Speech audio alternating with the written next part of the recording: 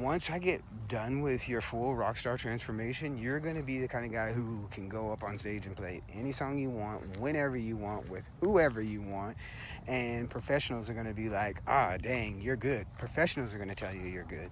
And that's what I'm giving in exchange. So it's kind of like I am crowdfunding my first album by doing this, and I wouldn't be doing it otherwise. I want to be honest about that up front. It's like there's a lot of people who are like, oh, I love teaching and this, that, and the other.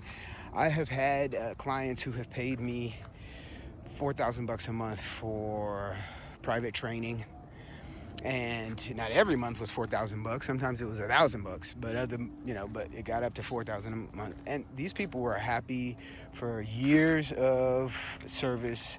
And before we met, they weren't happy, but during and after, they were very happy. And they still to this day have video clips of themselves totally ruling because they got that coaching and this, that, and the other. I want to say this.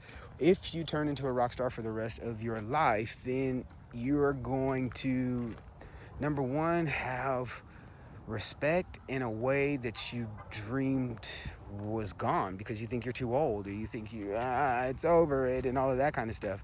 What if you live to be 100 years old, What if you live to be 100? Are you going to just get older and older every day until you're the guy at the post office who's, bent over in half, and it just looks like life is so terrible even though he has the most money, and he's just grumpy? Or are you going to be, oh, that's that guy, he's a rock star.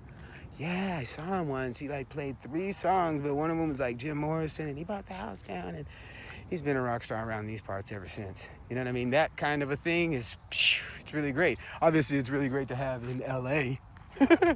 But you don't really have that. In LA, you are bringing your own audience. This is, a one-off fluke. You walk into a room and it's filled and there's people screaming for you. And that was my experience at the Viper Room. But it wasn't always like that. Not all my shows at the Viper Room were just like wall-to-wall people's glowing at me and screaming at me and telling me things like, you have a really great voice. People don't give compliments like that. They give sort of encouraging compliments. Good job. You really showed us who you were, and all of that kind of crap. You know what I mean? People don't give out, you're a rock star. Especially musicians don't give out to one another. But when I give you everything that I've got, you're going to be able to do that. And there's also Mr. Mojo Rise and Dojo involved in you signing up for the full transformation.